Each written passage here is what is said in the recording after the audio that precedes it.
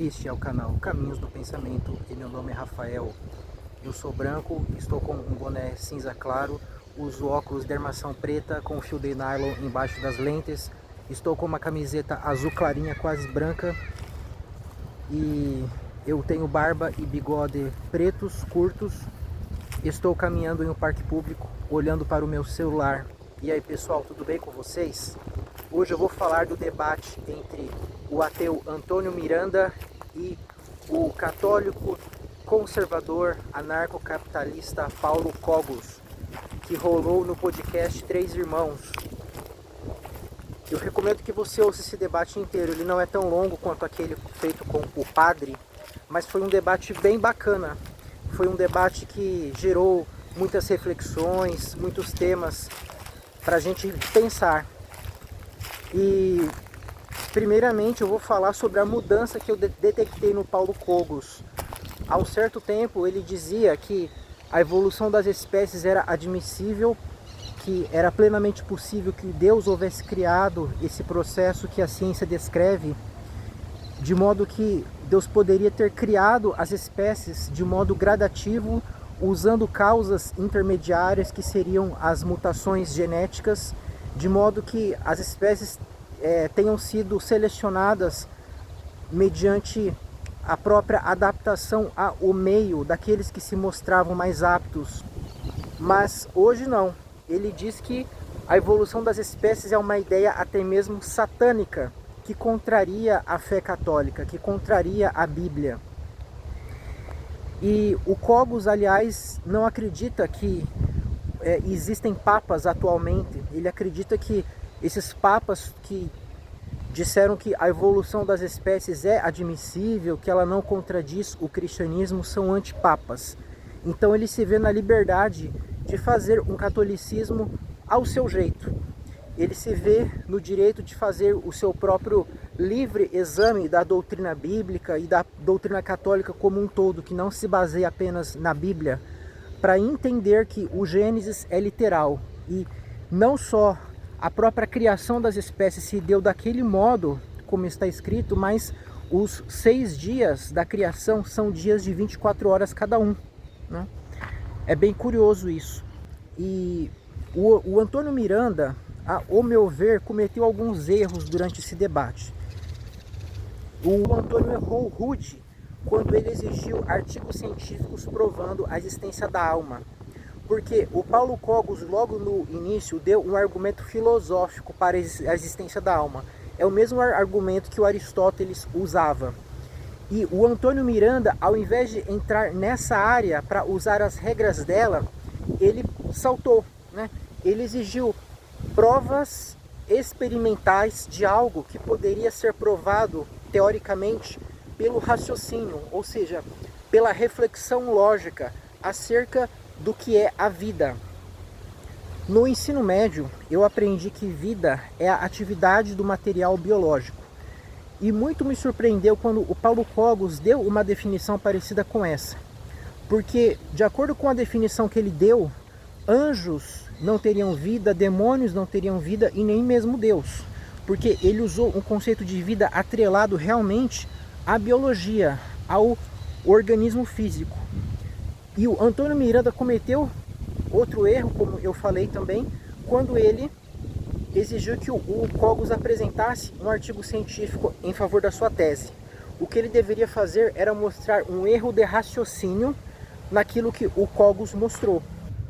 E o debate focou muito nesse aspecto da evolução das espécies, a biologia. O Cogos apresentou argumentos criacionistas tipicamente usados pelos protestantes mais conservadores, e o Antônio começou a apresentar ali as evidências a favor da evolução das espécies, o parentesco que os seres humanos possuem com os outros animais.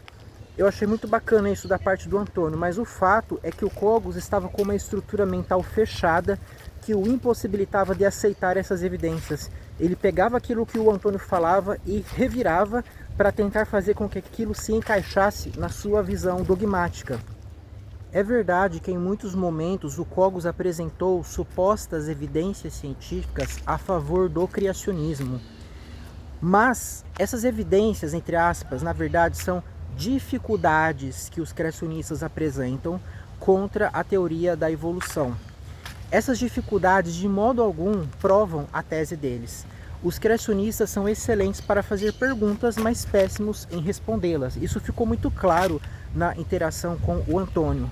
Quando o Cogos disse, por exemplo, que seria impossível que a vida houvesse se desenvolvido por um processo natural, que não fosse guiado por uma finalidade, ou seja, por uma inteligência, ele apresentou ali um cálculo, né?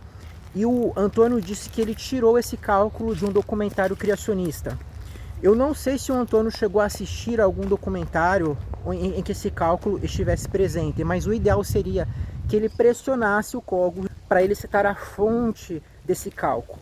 E ainda que esse cálculo esteja realmente presente em algum artigo científico sério, ainda que ele tenha sido tirado de uma fonte acadêmica fidedigna e não tenha sido simplesmente elaborado por algum militante da causa criacionista, o fato é que seres humanos erram, seres humanos são limitados essencialmente, muitas vezes eles não têm acesso a todas as premissas daqueles problemas que eles buscam resolver, e fazer um cálculo desse é uma tarefa extremamente dificultosa. Qual é a possibilidade da vida se desenvolver lá na Terra primordial, naquelas condições?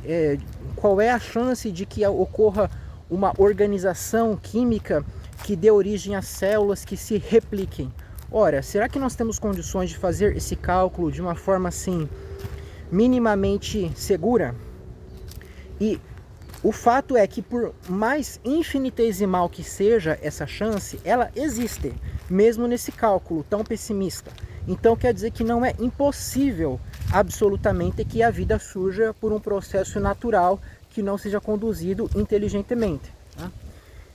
E tem uma hora que o Antônio até cita que foram feitas replicações laboratoriais das condições primitivas do planeta Terra, mostrando que seria possível sim que houvesse uma organização similar àquela que a ciência apregoa, ou seja, uma organização química que acabou permitindo que a vida surgisse, né? Se você tem ali a temperatura correta, né, aquela temperatura tão elevada, sem o oxigênio, com descargas elétricas, acabariam surgindo células que mais tarde poderiam originar seres que se replicam, seres que se reproduzem, que se alimentam, né? Enfim, seres vivos. E o Cogos falou, olha aí, isso mostra que a vida depende de uma inteligência que a projete, porque o cientista é um ser inteligente e ele deseja que a vida surja, então ele criou as condições para que ela ocorresse. Mas esse é um argumento muito falho, porque como o Antônio bem observou, as condições que o cientista replicou não demandam um projeto, não demandam alguém que coloque os elementos ali com aquela intenção. Do mesmo modo que nós podemos replicar um terremoto em laboratório, não significa que existe alguém que projetou o terremoto natural, né? O terremoto é explicado como a fricção de placas tectônicas, e do mesmo modo o terremoto gerado em laboratório, ainda que ele tenha sido intencionado, porque ele se aproveita de uma realidade prévia, esse terremoto foi intencionado pelo ser humano, mas ele replica algo que existe naturalmente, sem uma intenção necessariamente. E além disso, se você acredita em um Deus todo-poderoso que deseja que a vida surja, ele não dependeria dessas condições, ele não dependeria dessas variáveis, ele poderia fazer com que a vida surgisse sem precisar de condições específicas. Ele não precisaria que o Sol estivesse a determinada distância do planeta Terra, nem que o oxigênio existisse ou que algum tipo de gás existisse para que os seres vivos respirassem. Eles poderiam existir em condições totalmente diversas. Isso sim seria uma obra milagrosa que não seria explicada pela cadeia de fenômenos ordinários. E o Cogos também buscou responder às objeções que o Antônio Miranda trazia com respeito às passagens bíblicas em que Deus aparece ordenando genocídios e coisas similares, coisas que seriam antiéticas pelos próprios padrões do cristianismo. E o Cogos buscou justificar isso, dizendo que aquela era uma pedagogia usada naquele tempo, em que aquele povo hebreu, ele tinha uma índole bárbara, e Deus simplesmente se aproveitou dessa situação para ensiná-los a gravidade do pecado. Quando Deus mandava que as crianças fossem mortas, isso revelava que o ser humano é um pecador, que ele precisava de salvação. Ele chegou a dizer que quando as mulheres grávidas eram ofendidas ao meio por castigo divino, quando Deus mandava uma nação inimiga contra o povo de Israel, por exemplo, que fazia essas barbáries, aquilo era uma preparação da vinda de Cristo. O povo deveria se conscientizar de, no caso da importância da intervenção divina para resolver esses problemas do sofrimento e do pecado de modo geral. E que em Cristo as coisas se encaixam, que Cristo é a solução para barbárie, né? Então, ainda que Deus não tenha instituído a barbárie, mas ele teria usado ela como um instrumento de punição do pecado e ao mesmo tempo de conscientização, preparando assim a vinda do seu Filho ao mundo. E aí sim, Cristo veio, né, e deu a sua vida por pecadores, mostrando o amor de forma mais plena e perfeita. E a partir desse exemplo, as pessoas poderiam então encontrar o caráter de Deus revelado de uma forma mais nítida do que aquilo que existia sob a lei mosaica. Foi mais ou menos essa a argumentação do Paulo Cogos. E aí nós caímos novamente naquele problema. Nós estamos falando de um ser que tem recursos infinitos. Na teologia cristã, Deus é um ser todo-poderoso que pode fazer tudo aquilo que logicamente é possível. Ele não estaria limitado por essas circunstâncias a ponto de precisar fazer isso. Ele não estaria condicionado a ponto de ter que suportar uma situação dessa. Por exemplo, quando ele instituiu as regras sobre a escravidão, em Êxodo 21, dentre outros capítulos, ali Deus fala claramente que o escravo era propriedade do seu senhor. E nós temos regras absurdas falando que o escravo que tivesse mulher e filhos, se ele quisesse continuar com eles, ele deveria continuar escravo para sempre. E a orelha dele, inclusive, era marcada. Se ele quisesse ser liberto, ele teria que deixar mulher e filhos para trás. E o Cogos tentou justificar aquilo, dizendo que naquele contexto era melhor que fosse assim, porque as regras para os escravos que os povos antigos possuíam eram ainda mais severas. Essas regras de Êxodo, por mais cruéis que pareçam hoje, eram benéficas, considerando o contexto em que os escravos estavam em outros povos.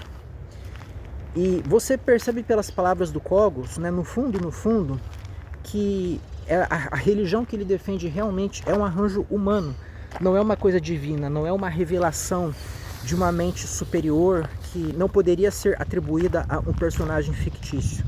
Esse Deus que ele defende é um Deus que foi sendo construído, foi sendo remodelado, as doutrinas dele foram mudando de acordo com as circunstâncias socioeconômicas, de acordo com a cultura que foi se desenvolvendo e se mutacionando. E o Cogos, então, ele procura defender o indefensável, ou seja, um Deus perfeito e imutável, que não apenas se aproveita de situações imperfeitas, mas ele mesmo perpetua e aprova essa imperfeição humana. Quais outros pontos interessantes ali que me chamaram a atenção que eu poderia dizer aqui? O anarcocapitalismo. O Cogos voltou a se declarar assim. Ele havia abandonado essa alcunha e agora ele reassume esse título. Eu acredito que por razões eleitoreiras. É muito vantajoso para ele se declarar ANCAP, porque essa palavra já colou no ouvido dos mais jovens e ele precisa disso para arrebanhar o máximo de eleitores. Se ele diz que não é ANCAP, ele vai ser taxado de uma pessoa que defende o Estado. E de fato ele defende um Estado teocrático, ficou muito claro. E a justificativa que ele deu para defender isso foi inacreditável. O Cogos chegou a dizer que os impostos são, na verdade, contribuições voluntárias para a prestação do serviço de segurança. E quando o apóstolo Paulo disse em Romanos 13, quando ele escreveu que a autoridade foi constituída por Deus e ela tem a espada e por isso os tributos deveriam ser pagos, ele estava dizendo exatamente que o imperador possui o direito de receber a contraprestação pelos serviços que ele presta. Ora, obviamente, essa é uma violência ao texto. A autoridade a qual Paulo se referiu era o imperador, que não fazia contrato com os seus liderados, mas realmente ele impunha a sua vontade ditatorialmente, de modo que não se diferenciava em nada dos ditadores que o Paulo Cogos repugna. E esse imperador, inclusive, era pagão, né? Ele não promovia o cristianismo. E mesmo assim o apóstolo Paulo foi explícito em dizer que foi Deus que constituiu o imperador, por isso ele deveria ser respeitado, obedecido e deveria inclusive receber o dinheiro dos tributos. E uma coisa que eu não posso deixar de dizer é que o Cogos estava com a razão quando ele observou que Deus é necessário para a inteligibilidade do universo, que para que você construa um argumento convincente que revele a verdade das coisas, ou seja, que atinja o ser, você tem que entender que existe uma forma das coisas e essa forma é, por definição, abstrata, que se configura na própria lógica aristotélica. E quando o Antônio usa a lógica para tentar refutar a existência de uma mente suprema, ele está tirando o tapete debaixo dos seus próprios pés. Ele está puxando esse tapete porque a lógica, enquanto um padrão, é algo abstrato. E algo abstrato é algo ideal, que só existe em alguma mente, como eu já tratei em diversos vídeos e debates aqui no canal. De modo que a existência de uma mente suprema é algo evidente, é algo que configura o pressuposto da própria verdade, da própria possibilidade de você conseguir provar as coisas. É logicamente impossível você provar que não há uma mente suprema, porque a própria ideia de prova já requer a existência dessa mente. A realidade, no fundo, se configura em uma mente racional que pensa de forma lógica. E é essa forma que deriva a própria força da argumentação lógica, porque quando você está argumentando, você já está pressupondo que o universo está de acordo com a inteligência que você usa para tentar descobrir as coisas e levar os outros a essa realidade, a essa verdade que você quer mostrar. E para que a verdade exista, ela não pode ser subjetiva, ela não pode ser algo relativo ou dependente de uma mente finita, porque a mente finita sempre está sujeita a erros. Mas quando nós expressamos a verdade, quando nós usamos a lógica realmente para mostrar aquilo que é, aquilo que existe e não apenas aquilo que nós achamos ou aquilo que aparenta ser, quando nós realmente encontramos essa substância das coisas mediante o raciocínio, mediante a argumentação, em qualquer área que seja, nós já estamos mostrando que nós estamos conformados a uma mente maior, uma mente perene, que possui em si mesma a lógica e da qual derivam todas as ideias verdadeiras. Eu recomendo que você ouça o debate inteiro, foi bem interessante, pessoal. E eram essas as observações que eu tinha a fazer. Por hoje era isso, até a próxima.